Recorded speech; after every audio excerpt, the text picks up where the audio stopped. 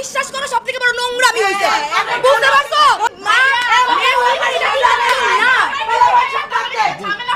ঘটার পরে পরবর্তী মেয়েটি তার ভুল বুঝতে পেরেছে, ভিডিওর মাধ্যমে ক্ষমা চেয়েছে। চলুন কি বলে আমরা আরো একটু শুনে আসি।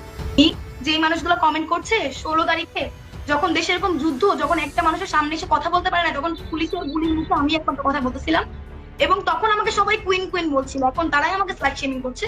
এটা নিয়ে আমার কোনো প্রবলেম নেই, সবটা আপনাদের উপর। আমাকে কুইন বলাটাও আপনাদের উপর ছিল, আমাকে স্লাট শেমিং করাটাও আপনাদেরই উপর।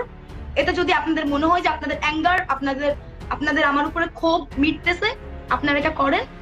আমি আমার কাছ থেকে ক্ষমা প্রার্থনা করছি, পসিবল হইলে আমাকে মাফ করবেন।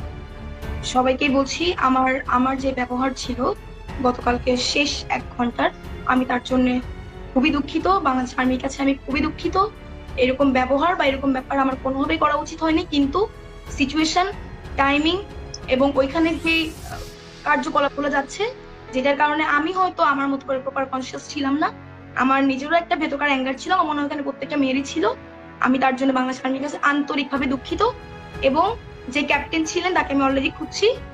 আমি আপনাদেরকে এইটুকু বলতে পারি যে আমি তাকে পেলে বা আমি তাকে পেয়ে তার কাছে ক্ষমা চেয়ে আসবো। এবং আরেকটা ব্যাপার আমি আবারও বলি কি, দেখেন আমি কাজ করছি, আমি কাজ করব এবং আমার ইচ্ছা আছে কাজ করার। আমার কি পোশাক, আমার মনে হয় আপনারা যদি আমাকে দেখেন, আমার কি পোশাক, আমার কি লাইফস্টাইল, এটা না দেখে আপনারা প্লিজ আমার কাজগুলোকে একটু দেখবেন বা চেষ্টা করবেন আমার কাজগুলোকে নিয়ে আমাকে ক্রিটিসাইজ করার।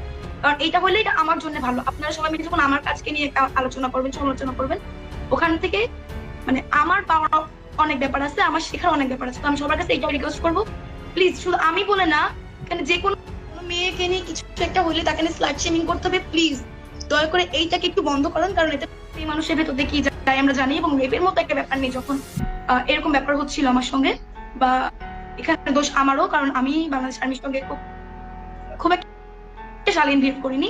আমি তার জন্য সবার কাছে দুঃখিত। পসিবল হলে আমাকে সবাই মাফ করবেন। বাংলাদেশ সেনাবাহিনীর কাছে আমি দুঃখিত। বাংলাদেশ সেনাবাহিনীকে আমি বলতে চাই যে আমি আন্তরিকভাবে দুঃখিত আপনাদের কাছে। কালকে আসলে সময় সিচুয়েশন হয়তো বা আপনাদের কথা না আমি ক্লিয়ার বুঝতে পারছি না, আমাদের ব্যাপারটা আপনাদেরকে বুঝাতে পারছিলাম, যার জন্য এরকম একটা ব্যাপার হয়ে গেছে। আমি সবার কাছে দুঃখিত, এবং যে ক্যাপ্টেন ছিলেন আমি অবশ্যই তাকে খুঁজে আই উইল সে হিম